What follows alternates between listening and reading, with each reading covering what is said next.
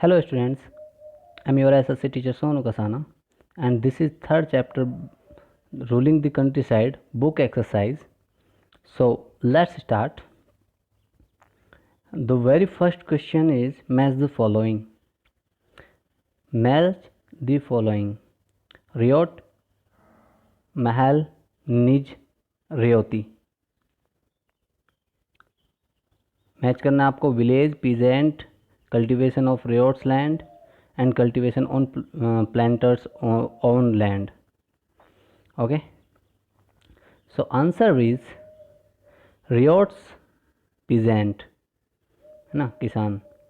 महल village, किसी village को या एक ग्रुप ऑफ विलेजेस को महल कहा जाता था.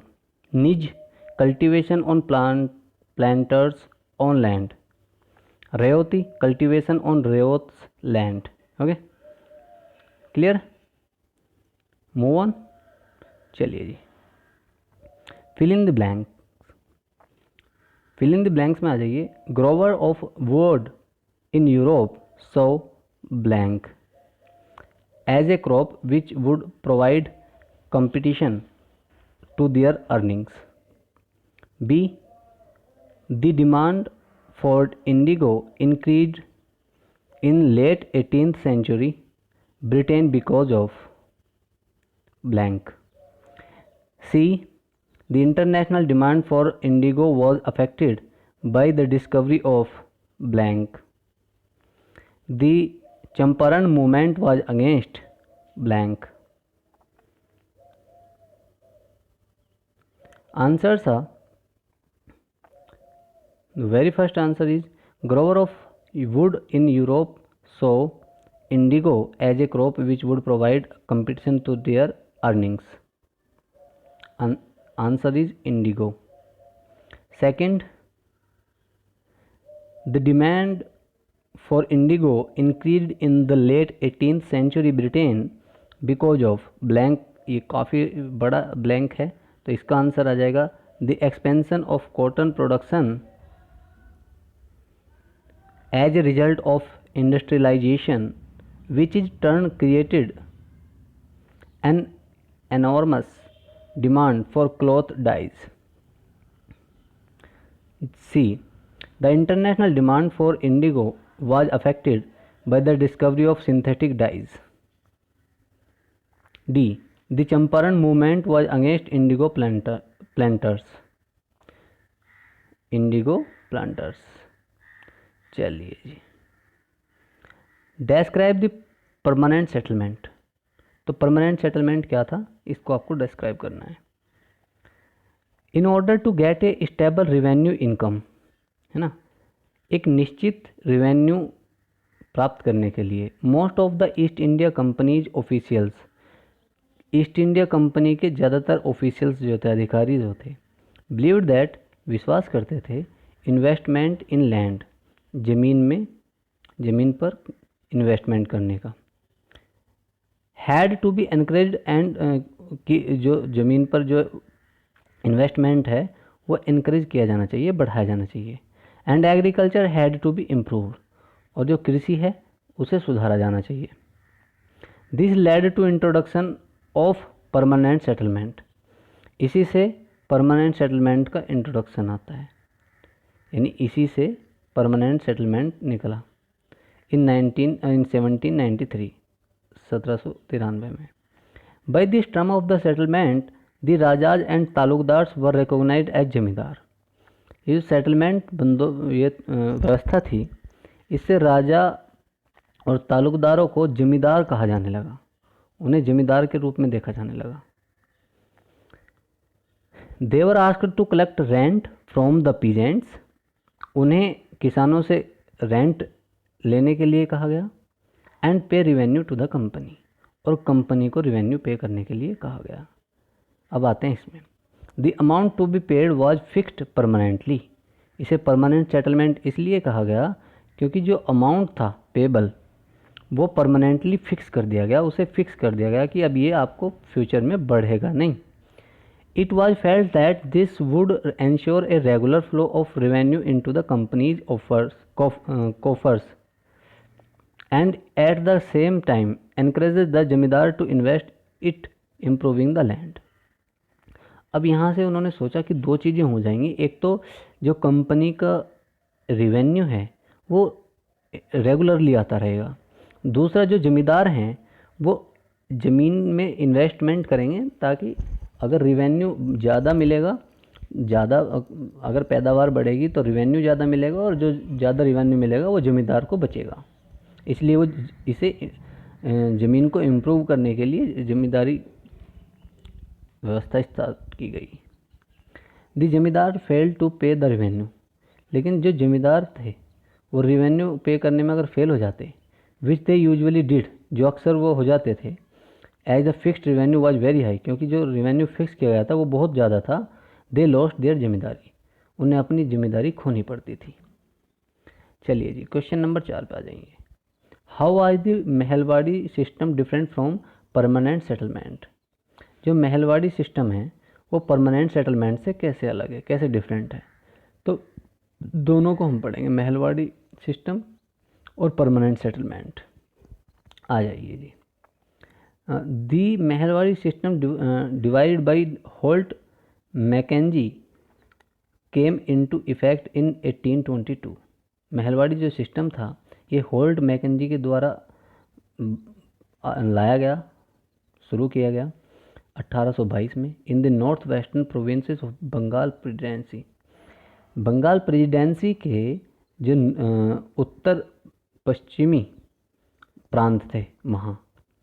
और जो सेटलमेंट था permanent settlement was introduced in 1793, ये 1793 में आया था बाय लॉर्ड कॉर्नवालिस। और इसे किसने इंट्रोड्यूस किया था, लॉर्ड कॉर्नवालिस ने।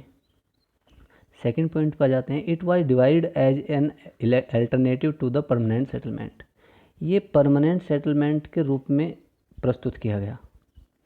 It was aimed at ensuring stable revenue, ये स्टेबल रिवेन्यू को के लिए लाया गया था for the East India company.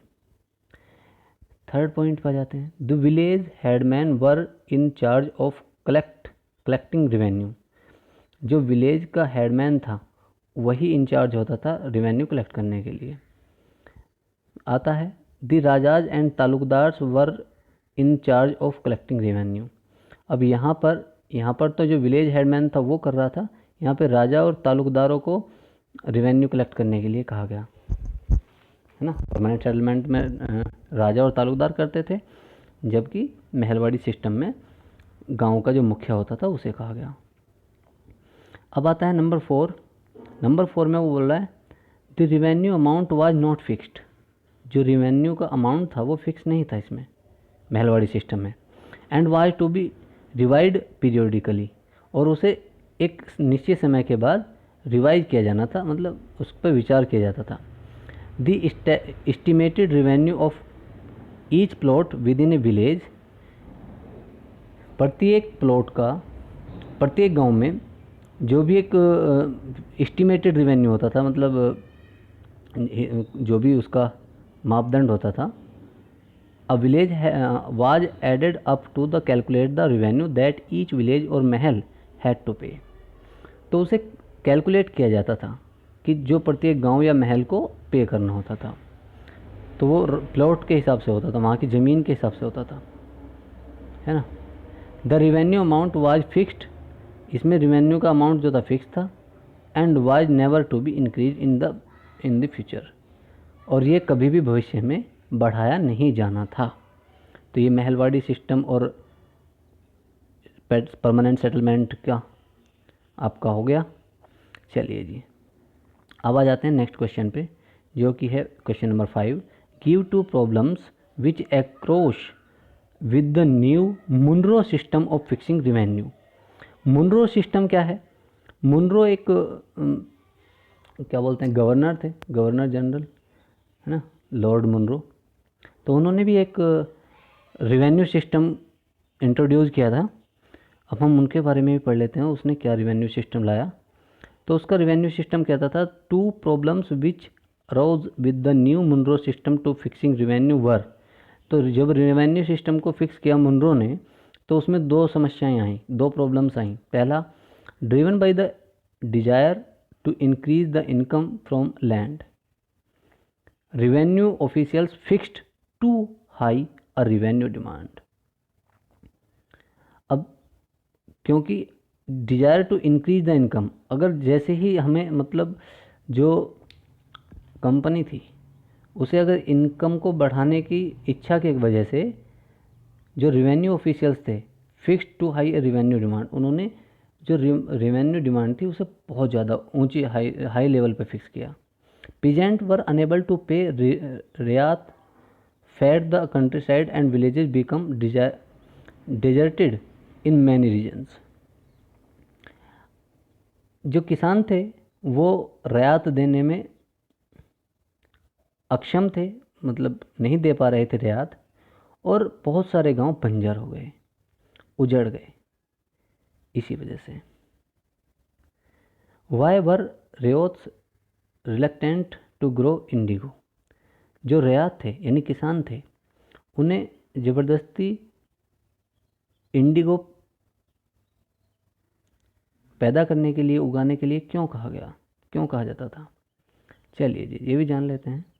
Question 6 का आंसर है the ryots reluctant to grow indigo because, पहला ऑप्शन है the planters paid a very low price for indigo, जो प्लांटर थे वो इंडिगो के लिए बहुत कम पैसे देते थे।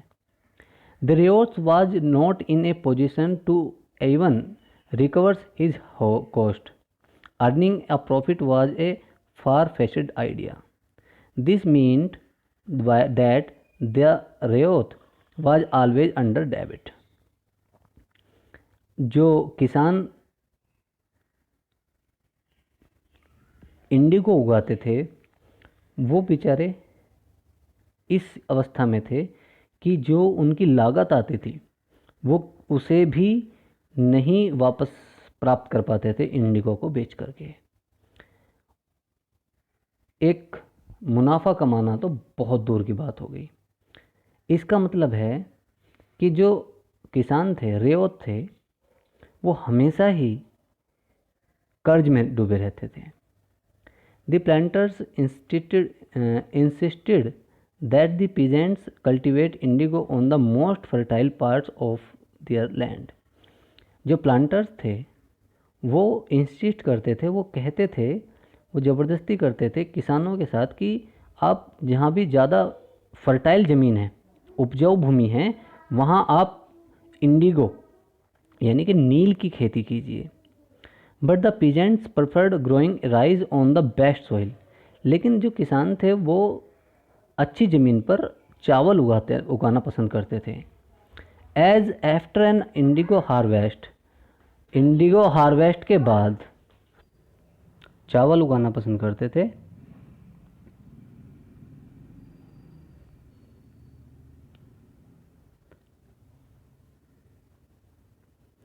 As after an indigo harvest, क्योंकि जब वो इंडिगो की फसल लेते थे, the land could not be used for sowing rice, तो जो ज़मीन होती थी वो चावल उगाने लायक नहीं भी बचती थी, उसकी जो उपजाऊता थी वो ख़त्म हो जाती थी, ख़राब हो जाती थी ज़मीन।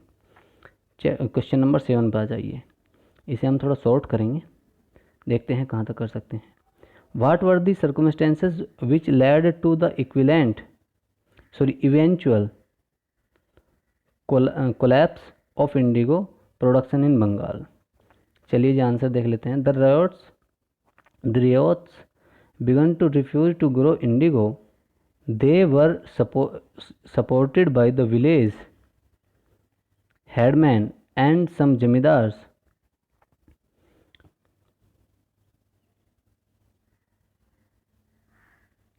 In their fight, the scale of protest was so much that the government had to intervene. The Indigo Commission of set up to inquire into this problem. यहीं तक रहने दीजिए, बस यहाँ तक। The riots began to refuse to grow indigo. They were supported by the village headmen and some zamindars. In their fight, the scale of protest was so much that the government had to intervene. The Indigo Commission of set up to inquire into this problem. What were the circumstances which led to eventual collapse of indigo production in Bengal? हाँ, इसे कर लेते हैं complete, है ना, क्योंकि इसके बिना ये अधूरा सा लग रहा है. चलिए ये भी कर लीजिए. The commission accepted the faults of the planters and allowed the riots to grow whatever they wished. This led to eventual collapse of indigo production in Bengal. Thank you students. Thank you very much. Complete this exercise. Thank you.